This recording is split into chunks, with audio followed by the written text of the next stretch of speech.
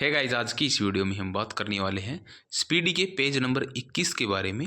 Topic रहेगा पृथ्वी, स्थल मंडल, जल मंडल एवं वायुमंडल। इसके बारे में हम डिस्कस करने वाले हैं। तो चलिए बिना किसी देरी को हम वीडियो स्टार्ट करते हैं। पहला क्वेश्चन हमारा, एकमात्र ग्रह जिस पर जीवन है कौन सा है? पृथ्वी, जिस पर हम रह रहे हैं। पृथ्वी का विषुवत व्यास है 12,756 किलोमीटर विषुवत व्यास, और ध्रुवीय व्यास कितना है? 12,714 किलोमीटर। ध्रुवीय व विषुवतीय व्यास में जो अंतर है वो कितने है? 42 किलोमीटर का है। पृथ्वी अपनी धुरी पर झुकी हुई है कितनी? 23.5 डिग्री झुकी हुई है पृथ्वी अपने अक्ष पर। पृथ्वी गति करती है पश्चिम से पूर्व की तरफ गति करती है। पृथ्वी का अक्ष पर घूमना घूर्णन या परिभ्रमण कहलाता है। दिन रात होता है पृथ्वी के घूर्णन के कारण होता है। पृथ्वी का सूर्य के चारों ओर घूमना परिक्रमण कहलाता है। ऋतु परिवर्तन होता है परिक्रमण के कारण, ऋतु परिवर्तन। पृथ्वी को सूर्य परिक्रमा में लगा समय होता है। तो पृथ्वी जो है सूर्य परिक्रमा में जो समय लगाती है उसे क्या कहते हैं? हम सौर वर्ष कहते हैं। अंतरिक्ष से देखने पर पृथ्वी दिखती है कैसी? नीली। पृथ्वी अपने अक्ष पर एक चक्कर कितने समय में पूरी करती है? कितने समय में? 23 घंटे 56 मिनट और 4 सेकंड में। पृथ्वी को सूर्य की एक परिक्रमा करने में लगा समय होता है 365 दिन 6 घंटे लगभग। सर्वप्रथम पृथ्वी त्रिज्या मापी किसने नापी थी? सर्वप्रथम पृथ्वी की जो त्रिज्या इरास्टोथनीज ने नापी थी। पृथ्वी से चंद्रमा का भाग कितना दिखाई देते हैं? 59%। कई बुक में जो है 57% भी बताया गया है। 57 भी ठीक है। पृथ्वी गोल है किसने कहा था? पाइथागोरस ने। पृथ्वी तथा सूर्य के मध्य अधिकतम तथा न्यूनतम दूरी क्रमशः 4 जुलाई को और 3 जनवरी को। 4 जुलाई को अपसौर कहा जाता है, 3 जनवरी को उपसौर कहा जाता है। पृथ्वी और सूर्य के मध्य अधिकतम जो दूरी होती है वो 4 जुलाई को होती है, और उस घटना को क्या कहते हैं? अपसौर। और न्यूनतम दूरी होती है 3 जनवरी को, उसे कहते हैं उपसौर। ठीक है। पृथ्वी पर सबसे लंबा दिन 21 जून को होता है। कब? कहाँ पे? उत्तरी गोलार्ध में। सबसे लंबा दिन 21 जून को उत्तरी गोलार्ध में, और सबसे लंबा दिन 22 दिसंबर को होता है दक्षिणी गोलार्ध में। उपसौर एवं अपसौर को मिलाने वाली काल्पनिक रेखा क्या कहलाती है? एप्साइड रेखा। पृथ्वी की अपेक्षा चंद्रमा का द्रव्यमान कितना है? 1/81। पृथ्वी पर सबसे बड़ा हिमखंड कौन सा है? अंटार्कटिका। पृथ्वी का सुरक्षा वाल है ज्वालामुखी। नेक्स्ट जो हमारा, पृथ्वी पर सबसे छोटा दिन है 22 दिसंबर उत्तरी गोलार्ध का, और सबसे छोटा दिन दक्षिणी गोलार्ध का 21 जून। दिन रात की अवधि समान भूमध्य रेखा पर होती है। पृथ्वी पर दिन रात बराबर 23 सितंबर वसंत विषुवत जो है एवं 21 मार्च को शरद विषुवत पर। दिन और रात 23 सितंबर को और 21 मार्च को होते हैं बराबर, दिन और रात। पृथ्वी की आंतरिक संरचना 3 परतों में विभाजित है, सियाल, सीमा और निफे। सियाल भूपरपट्टी, सीमा मेटल में और निफे क्रोड में। पृथ्वी का ऊपरी भाग भूपरपट्टी यानी कि क्रस्ट कहलाता है। भूपरपट्टी में प्रचुर मात्रा में उपलब्ध तत्व कौन सा है? ऑक्सीजन और सिलिकॉन। ऑक्सीजन कितना है? 46.6% और सिलिकॉन 27.72%। सियाल के घटक सिलिका और एल्यूमिनियम है। सीमा के घटक जो है सिलिका और मैग्नीशियम है, और निफे के निकेल और आयरन। ठीक है।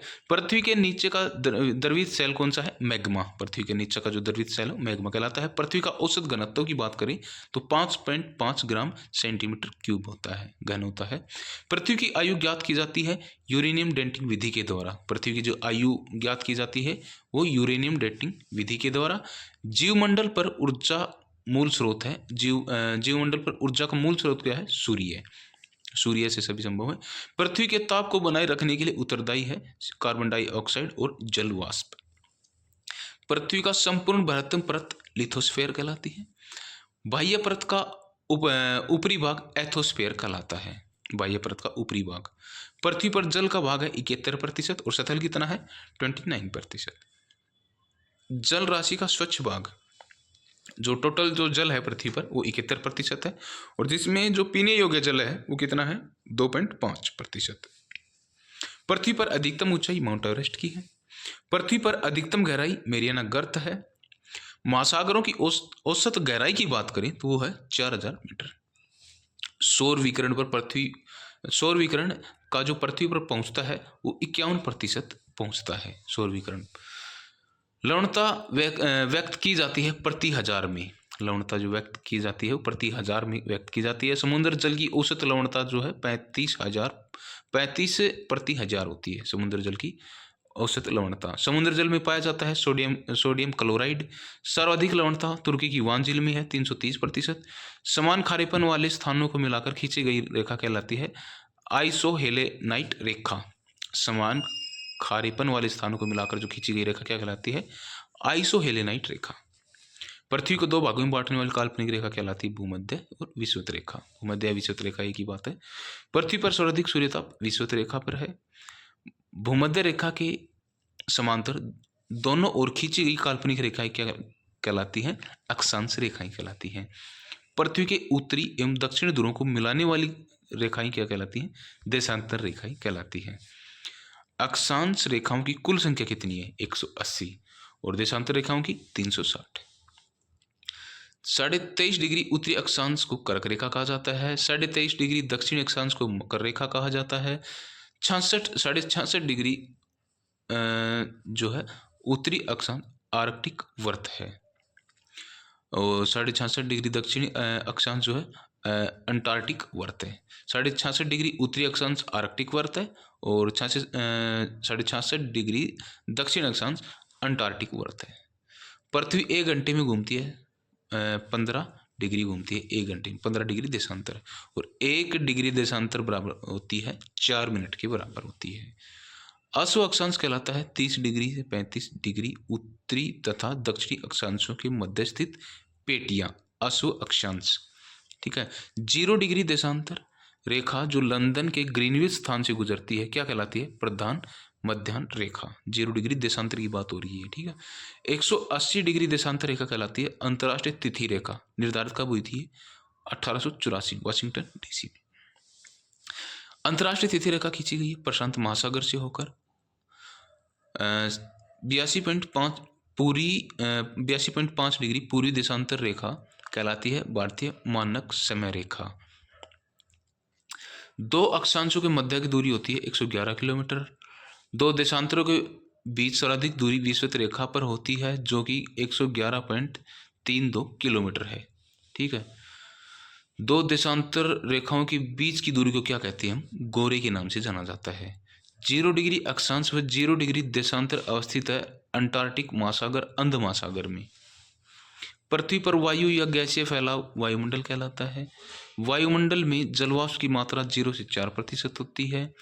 वायुदाब है सामान्य दशाओं में समुद्र तल पर पारे के 76 सेंटीमीटर या 760 mm ऊंचे स्तंभ द्वारा पड़ने वाला जो दाब होता है ना उसे कहते हैं वायुमंडल दाब।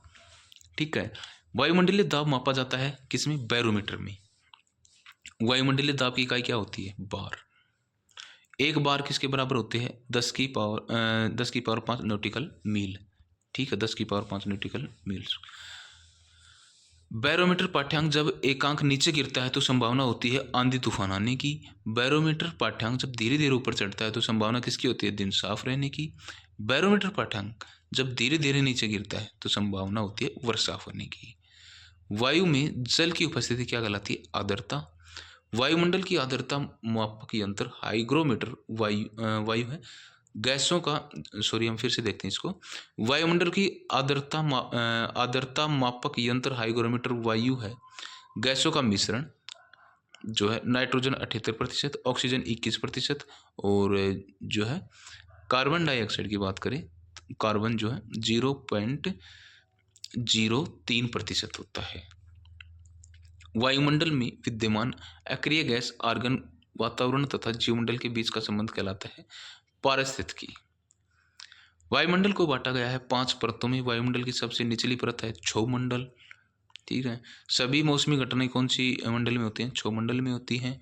वायुमंडल का सर्वाधिक घनत्व क्षोभमंडल में है। क्षोभमंडल में प्रति 165 मीटर तथा 1 किलोमीटर ऊंचाई पर जाने पर ताप घटता है क्रम से 1 डिग्री सेल्सियस। कब? 165 मीटर जब ऊपर जाएंगे ना तो 1 डिग्री सेल्सियस तापमान कम होगा और 1 किलोमीटर जाएंगे तो 6.4 डिग्री सेल्सियस तापमान कम होगा। पृथ्वी के अंदर प्रति 32 मीटर जाने पर तापमान में वृद्धि होती है अंदर जाने पर। ठीक है। 1 डिग्री सेल्सियस 32 मीटर पर। क्षोभमंडल की मोटाई में वृद्धि ग्रीष्म ऋतु में वायुयान कहाँ उठती है? समताप मंडल में।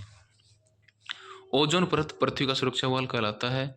समताप मंडल स्ट्रेटोस्फेयर में पाया जाता है ओजोन मंडल, ठीक है। सूर्य से आने वाली पराबैंगनी किरणों का अवशोषित करता है ओजोन परत, ओजोन गैस।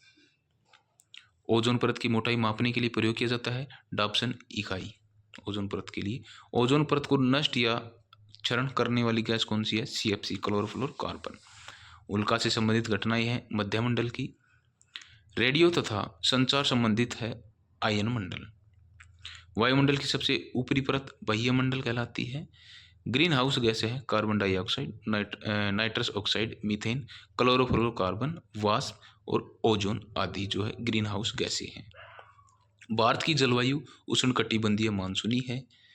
मानसून सबसे पहले कहाँ आता है? केरल राज्य में जून के प्रथम सप्ताह में आता है। भारत में अधिकांश और अधिक वर्षा होती है दक्षिणी पश्चिमी मानसून से। भारत में अधिकांश और अधिक वर्षा होती है। तमिलनाडु के तट पर या कोरोमंडल तट पर वर्षा होती है उत्तरी पूर्वी मानसून या लौटते मानसून के कारण। जाड़े के दिनों में सर्दियों में यहाँ पर वर्षा होती है लौटते मानसून से। भारत की औसत जो है राष्ट्रीय वर्षा 110 सेंटीमीटर है। पछुआ हवाओं से होती है चक्रवाती वर्षा। पछुआ हवा कहलाती है गरजता 40, प्रचंड 50, चीखता 60। पछुआ हवाएं जो कहलाती है गरजता 40, प्रचंड 50 और चीखता 60। फेरल का सिद्धांत संबंध है पवनों की दिशा से। विषुवत रेखा जो फेरल का सिद्धांत संबंधित किससे? पवनों की दिशा से। विषुवत रेखा निम्न वायुदाब की पेटी कहलाता है शांत कटिबंध या डोलड्रम। इसमें दो मिक्सअप क्वेश्चन है, फेरल का सिद्धांत और विषुवत रेखा निम्न वायुदाब की पेटी क्या कहलाती है? शांत कटिबंध या डोलड्रम। तो थैंक यू फ्रेंड्स, आज की वीडियो आपको कैसी लगी? आई होप वीडियो अच्छी लगी होगी, क्योंकि वीडियो में जो है काफ़ी जो चीज़ें कवर की गई हैं और इसमें जो है कुछ चीज़ें मिसप्रिंट भी हुई होंगी, तो आप उसको थोड़ा देख लेना और जो भी फीडबैक देना हो आप कमेंट बॉक्स में ज़रूर रिप्लाई देना इस चीज़ का भी। वीडियो ऐसे आती रहेंगी और चैनल पर विजिट करें, पहले वाली वीडियो भी आप ज़रूर देखें। हम वीडियो बना रहे हैं ओनली रिवीजन पर्पज़ के लिए, नोट्स वगैरह आपको नहीं बनाने होते इसके।